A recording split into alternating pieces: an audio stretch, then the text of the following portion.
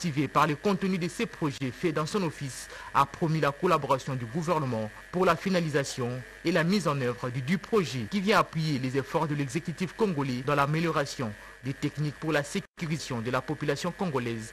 L'air bien. Dans tout prochain jour, un comité technique mixte entre le système des Nations Unies, le ministère de l'Intérieur et Sécurité et la police nationale congolaise sera mis en place pour préparer un plan de travail annuel, ce qui va permettre la mobilisation des ressources.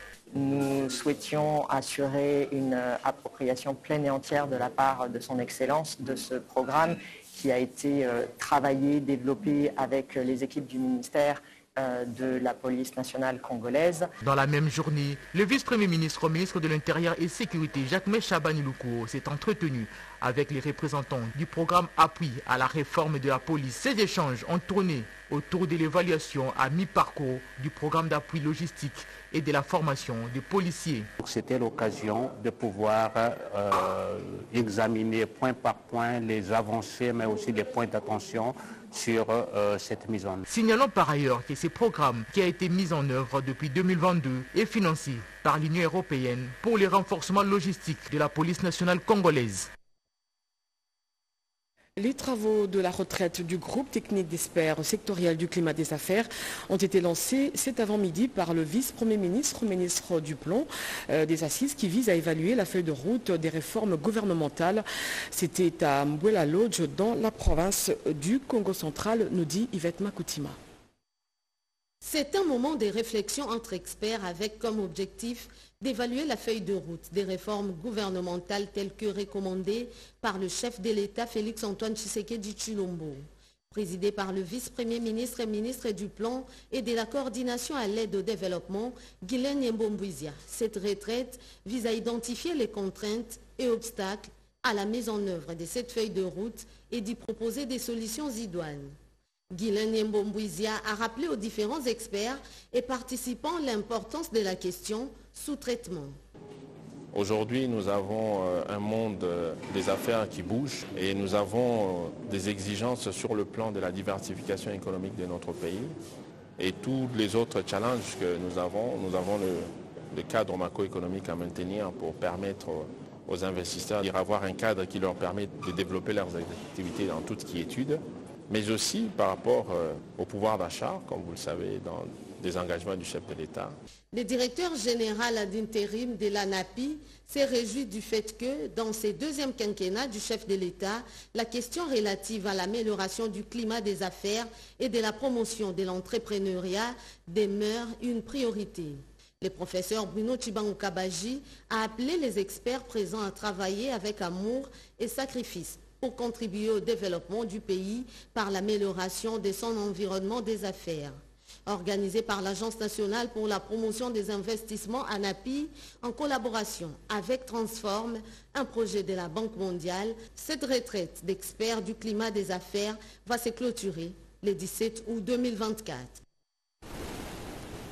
Après le lancement de la première phase des PDL 145 territoires, le gouvernement de la République compte lancer sa deuxième phase dans son volet de route des dessertes agricoles. C'est le but de la troisième réunion ordinaire du comité opérationnel national des PDL 145, une réunion présidée par le vice-premier ministre, ministre du Plan, Guylaine Yembo, Peggy Mukunda et Tony Djouma. Déterminé à la concrétisation de tous les volets alignés dans les différentes composantes prévues dans la première édition du programme de développement local PDL de 145 territoires, programme initié par le chef de l'État Félix-Antoine Tshisekedi.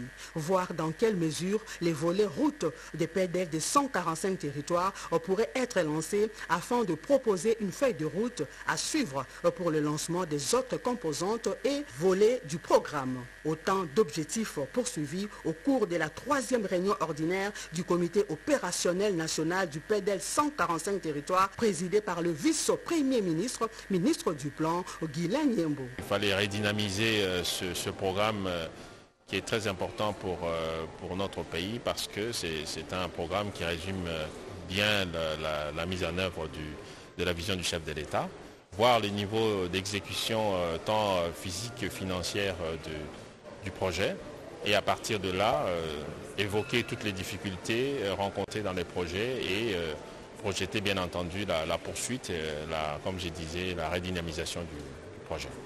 Comme vous avez entendu, on a évoqué l'urgence pour la phase des routes agricoles pour nous permettre, comme vous le savez, la question de la diversification est très importante pour notre pays, est en train d'être évoquée déjà et sur la table du gouvernement. Donc nous voulons que nous soyons en phase avec ça. Cette session a permis aux membres du comité national, du PEDEL notamment, les ministres sectoriels, les agences PNUD, CFF et BSECO, de dresser l'état de lieu du programme et d'échanger sur son importance.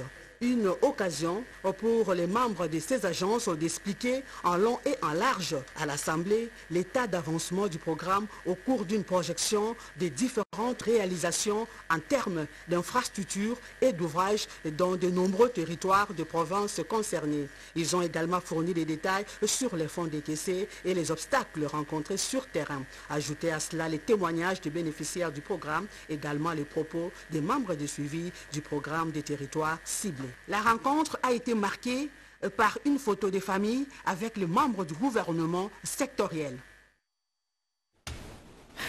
Au cours d'un briefing spécial animé hier, le ministre de la Communication et Médias ainsi que son collègue du commerce extérieur se sont penchés sur les mesures de protection et de production locale. Julien Paloukou a expliqué les raisons qui ont poussé la RDC à interdire l'importation de certains produits venant de la Zambie. C'est un commentaire de Jacques Kabawa. Au cours d'un briefing presse tenu mercredi dernier, le ministre de la Communication et Médias, Patrick Mouyayaka Tiemboué, et son collègue du commerce extérieur, Julien Paloukou Kaongia, ont présenté les mesures stratégiques prises par le gouvernement pour protéger la production vis-à-vis des pratiques commerciales déloyales des voisins de la République démocratique du Congo. C'est face à face avec la presse, avec comme thème « Mesures de protection de la production locale, opportunités, enjeux et perspectives ». L'accord de l'Organisation mondiale du commerce, l'OMC, à son article 6, qui prévoit ce qu'on appelle les mesures de sauvegarde. Lorsqu'un État constate que sa production est menacée, il est en droit de prendre des mesures de sauvegarde pour protéger sa production. La mesure que nous prenons est souvent prise dans tous les États du monde. Lorsque vous voyez entre la France et l'Angleterre, il y a un problème de viande, eh bien, si vous mentionnez par soit la France, soit par l'Angleterre, on interdit que la viande ne vienne tuer les marchés. Alors, on a choisi les produits de grande consommation qui nous permettent effectivement d'amortir les chocs et d'essayer un peu de maintenir nos emplois et de créer des richesses au niveau de notre pays. Face à ce type de pratiques commerciales auxquelles se livrent les pays voisins en République démocratique du Congo, le gouvernement congolais a recouru aux règles qui régissent le commerce international et a pris des mesures de sauvegarde pour protéger la production nationale. L'ambition du gouvernement congolais est claire, celle d'aller en commerce international comme acteur et non comme observateur. Au cours de cet exercice de redevabilité, Julien Paloukou a annoncé l'organisation de la Goa en République démocratique du Congo en 2025. 4 arguments avancés par l'RDC l'ont permis de gagner l'organisation de ces grands événements à Kinshasa. Ces derniers jours circulaient des rumeurs selon lesquelles Pepsi serait un produit contrefait en raison de sa saveur similaire à celle d'une autre boisson existant déjà sur les marchés. Julien Paloukou, ministre du commerce extérieur, a tenu à rassurer les consommateurs congolais. Mais les gens qui sont en train de dire que c'est différent. Mais Pepsi, la dernière production ici de Mirinda, date de 1997. Mais il y a beaucoup qui prennent Pepsi qui n'étaient pas là en 1997. Comment ils sentent que c'est nouveau? Il y a une campagne de SAP qui est faite lorsqu'il y a un nouveau produit qui arrive sur le marché. C'est tout à fait normal, c'est la concurrence. Et on ne peut pas investir autant de millions pour produire des choses qui vont faire mal à la population. Sinon, on va lui retirer la cotation et ça va lui être très très très grave. Paloukou Kaongia a donc invité la population à consommer sereinement cette boisson sans crainte pour sa santé. Certains coins de la capitale sont menacés par des têtes d'érosion, à l'image du district de la Lukunga où quelques quartiers sont menacés d'être coupés. Informé de cette situation, le député national Eric Chikuma s'est rendu sur les lieux pour s'enquérir de la situation. Il promet également de s'impliquer pour des solutions rapides et durables. Gaëtan Magalani. À quelques semaines de l'arrivée de Dame la pluie, le tête d'érosion dans certains quartiers de communes de la Funa préoccupe le député Eric Chikuma. Alerté lors de ses itinérances, dans le cadre de vacances parlementaires. Pour palper la réalité aussi, le menace qui pèse sur les habitants, l'homme fait le terrain.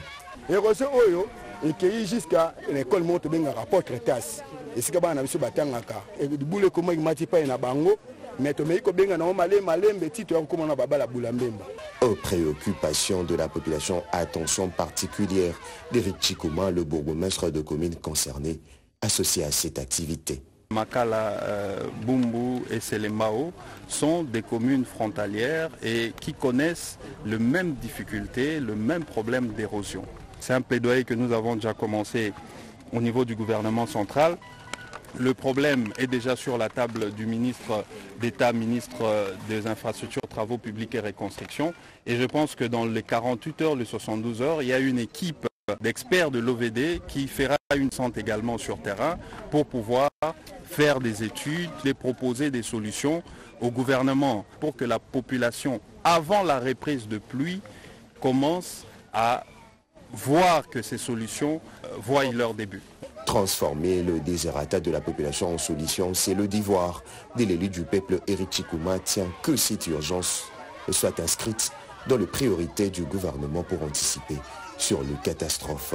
L'insécurité causée non seulement par le Koulouna, mais aussi du fait de tracasseries policières et certes autre urgence qui doit être prise en charge.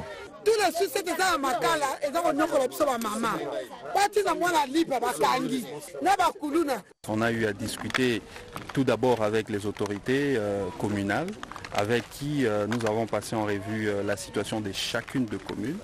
Ensuite, nous avons rencontré nos électeurs dans des groupes restreints, dans des organisations, des cellules de base qui composent notre grande base électorale qui est la FUNA. Et nous avons reçu beaucoup de plaintes. Le député national Éric Chikuma promet de poursuivre ses actions, des plaidoyers entamés lors de la session parlementaire de septembre.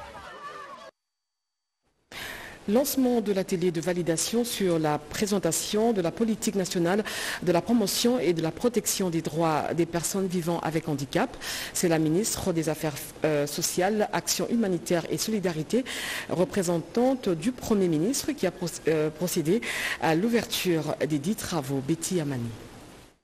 Bientôt, la République démocratique du Congo va innover en se dotant des documents programmatiques dans le secteur du handicap. Il s'agit de la politique nationale de promotion et protection des droits de personnes avec handicap et de la stratégie nationale d'autonomisation et d'inclusion sociale des personnes avec handicap et autres personnes vulnérables. L'élaboration de ces documents répond à la détermination du gouvernement de construire une société inclusive, exempte de toute discrimination fondée sur le handicap. Ces travaux ont été ouverts par la ministre des Affaires sociales, Nathalie Aziza Mounana, représentante personnelle de la Première ministre empêchée. La validation de ce jour des documents programmatiques du secteur des handicaps est une avancée significative qui permet au gouvernement d'initier des actions concrètes en tenant compte des besoins spécifiques des personnes avec handicap sur terrain.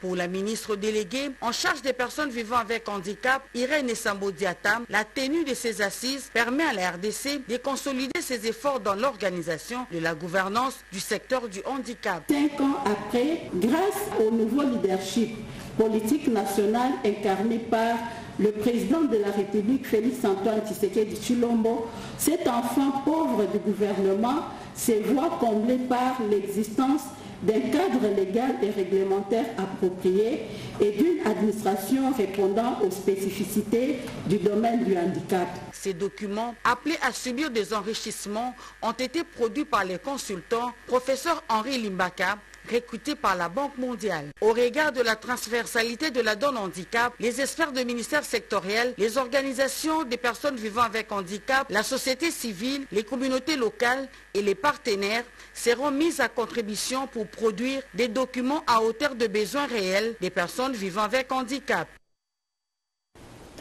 Et puis la campagne Kin Group compte créer 30 000 emplois directs pour lutter contre le chômage. Au cours d'un point de presse tenu ce jeudi à Kinshasa, ce groupe a procédé à la présentation de ce vaste projet porteur d'espoir. Edith Chala. L'approche est révolutionnaire. Créer 30 000 emplois directs et 1 million indirects avec l'agriculture, ce n'est pas impossible. C'est le résultat que se propose le projet Game Changer de Kin Group SRL. Au cours d'un échange avec les médias, les détails sur le projet ont été donnés. Ce sont 30 industries de transformation des produits agricoles disséminées sur Kinshasa dans les zones industrielles de proximité qui vont mettre en place un nouvel écosystème économique capable d'absorber la main-d'œuvre juvénile. Le président de la République, Félix Antoine Tshisekedi, en retenant l'emploi dans ses engagements, espère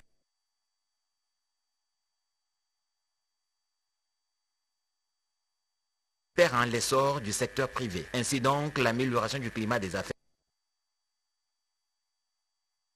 est une des clés pour cette éclosion des petites et moyennes entreprises. Kalukembelako Singi Philippe, initiateur du projet, a donné toute la lumière sur le cheminement. C'est un projet qui va tout changer au Congo pour la transformation de nos produits agricoles. Et dans ce projet-là, nous aurons besoin de 300 000 Congolais parce que les usines seront installées ici à Kinshasa.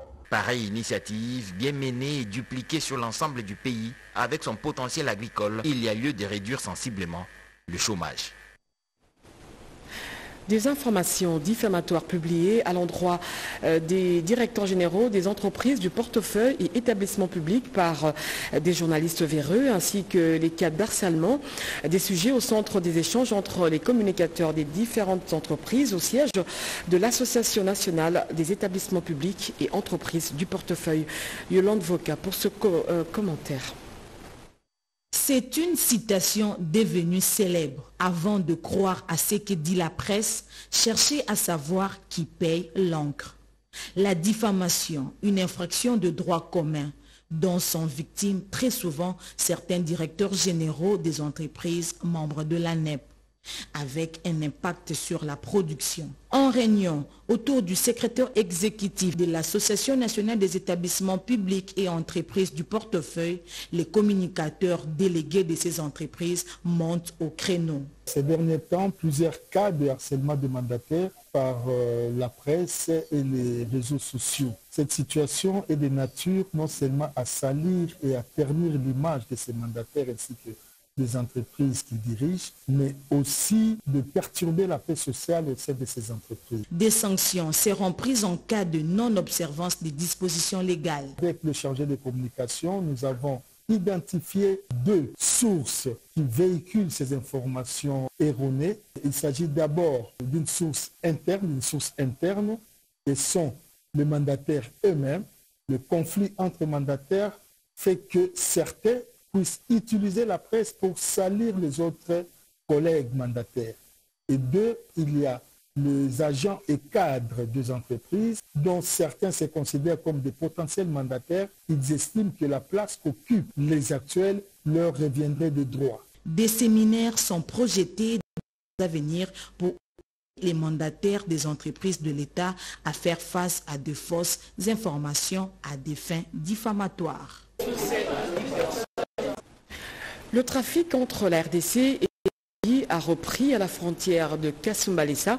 La question était en examen au Conseil des ministres de la SADC en marge du 44e sommet des chefs d'État et de gouvernement à Harare, au Zimbabwe. Le ministre de l'Industrie, Louis Watoum, y a pris part. Cédric Kenina. 2 jours d'échange, 2 jours de réflexion pour les ministres des États membres de la SADC sur plusieurs questions, notamment celle de l'industrialisation des pays de cette organisation sous-régionale. Louis Watoum Kabamba, ministre de l'Industrie de la RDC, a interagi avec ses collègues dans la recherche de la réponse sur le mot qui plombe cette industrialisation et qui impacte durement sur les échanges commerciaux. Nous avons fait un tour d'horizon avec les collègues ministres sur tous les problèmes qui plombent l'industrialisation de ce pays, les échanges commerciaux également, notamment la situation tendue qu'il y a eu à Kasumbalesa il y a 48 heures. Comme vous le savez, les 2 pays ont salué, au nom des chefs d'État respectifs de la Zambie et de la RDC, la volonté commune de développer davantage nos relations fraternelles, parce que nous sommes 2 États frères, et un comité a été en place en bilatéral pour pouvoir vider tous les problèmes qu'il peut y avoir au niveau de Kasumbalesa. Parce que rappelez-vous, Kasumbalesa n'est pas seulement le point d'entrée de la Zambie, c'est également le point d'entrée de toute l'Afrique australe. Il y a une volonté commune de tous les pays membres d'industrialiser l'Afrique, d'exploiter toutes les synergies qu'il y a pour que l'Afrique enfin s'industrialise et se développe. C'est un espace économique puissant qui a énormément de ressources tant en capital humain qu'en ressources naturelles et nous devons donc industrialiser cet espace. Après cette brillante prestation, les États membres peuvent compter sur la République démocratique du Congo dans la promotion de l'innovation pour explorer de nouvelles perspectives de croissance et de développement économique, ouvrant ainsi la voie à l'industrialisation de cet espace régional qu'est la SADC. Sachez aussi qu'une mission de protection et de contrôle de la Régie des voies aériennes est arrivée dans la ville de Lubumbashi dans le cadre d'évaluation des travaux de réhabilitation et de construction de différents aéroports. Anastasie Ntumbu était dans la suite. L'aéroport international de Luano à Lubumbashi a été l'objet d'une visite d'inspection de la plus haute importance menée par Léonard Ngomambaki, le directeur général de la RVA, accueilli par Madame le commandant de cet aérogare, Lydie Omanga. Cette inspection sur le terrain s'inscrit dans une démarche globale visant à évaluer l'avancement des travaux en cours sur la piste d'atterrissage et d'aborder des questions stratégiques touchant à la préservation du patrimoine de cette institution, clé pour les transports dans la province du Haut-Katanga. Au cœur de cette visite, les travaux de rénovation de la piste de l'aéroport de Luano ont retenu toute l'attention du DG à son arrivée. L'aéroport international de Lubumbashi, il y a des travaux ici. Je dois visiter la piste, je dois visiter tous les chantiers pour me rendre compte de ce qui se passe ici personnellement. L'aéroport international de Luano est parmi les aéroports qui doivent subir l'audit de l'OACI. Voilà pourquoi je dois me rendre compte si tout se passe très bien, notamment la spoliation des entreprises aéroportières. Donc, il faut qu'avant novembre, qu'on puisse terminer les travaux de construction du mur. Parce qu'ils ont travaillé à 75%, il reste 25%. Mais malheureusement, bloqués par les spoliateurs. Nous avons pris langue avec les membres du gouvernement. On va vraiment décanter cette question. Il a tenu à féliciter chaleureusement l'entreprise Safricas pour son engagement sans faille et son expertise pointuée qui ont permis d'atteindre des standards d'excellence. Le premier lot des engins pour la relance de l'AMIBA est dans la ville de Mbuji-Mayi. Depuis la semaine dernière, l'information a été donnée au secrétaire permanent André Mbata par le président du conseil d'administration de l'AMIBA qui rassure sur l'exécution du plan de relance initié par le président de la République Félix Antoine Tshisekedi. Robert Ndaye. À quelques jours de la grande cérémonie de l'inauguration du siège du secrétaire permanent de l'Union sacrée de la Nation, le secrétaire permanent de la plateforme présidentielle, le professeur André Mbata Betukume Soumango, a échangé avec le président du conseil d'administration de la société minière de Bakwanga sur les dernières acquisitions de l'outil de production. Le président du conseil d'administration a informé le secrétaire permanent de l'avancée de la feuille de route du plan de relance de la société minière de Bakwanga initié depuis leur nomination. Il y a quelques jours, cette société a réceptionné le premier lot des nouveaux engins de production du diamant, une concrétisation de la promesse du chef de l'État Félix Antoine Tshisekedi Tshilombo pour la relance de la géante minière de Bakwanga. Je viens d'avoir la visite de notre patron, son secrétaire permanent, et la raison pour laquelle d'ailleurs j'en ai profité pour le faire la restitution de notre mission au Kasaï oriental. Sur le départ, la volonté du chef de l'État vient de se concrétiser. Nous avons conjugué des efforts, on a commencé à Dambessi, mais là, la présence des engins, et ça c'est encore rien, parce qu'il n'y a que 2 millions que nous avons eus. C'est la raison pour laquelle nous avons besoin de pouvoir acheter ces petits engins. Mais le lot des engins est en route. Et vous allez voir ce qu'on va reproduire. Le secrétaire permanent, André Mbata Betukume Soumango, a au nom du secrétaire permanent remercié le comité de gestion de la société minière de Bakwanga, résolument engagé à redorer l'image de la société minière de Bakwanga. Il a également accepté l'invitation du président du conseil d'administration pour se rendre à Mbuji-Mayi au forum économique qui s'ouvre le 23 août prochain. Je tenais à l'encourager à travers lui les autres, tous les responsables de l'AMIBA pour le travail que le chef a demandé. Vous savez, son Excellence Félix Antoine Tshisekedi Tshilombo, président de la République, chefs de l'État et haute autorité politique de l'Union sacrée de la Nation attachent une importance particulière à la relance de l'AMIBA.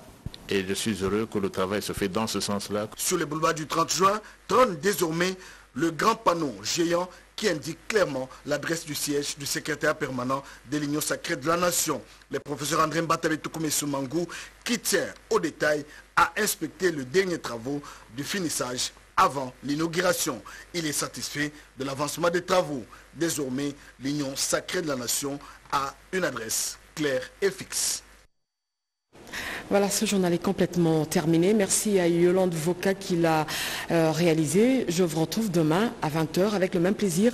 Serge Mata revient sur ce plateau pour une autre édition d'information. Portez-vous bien.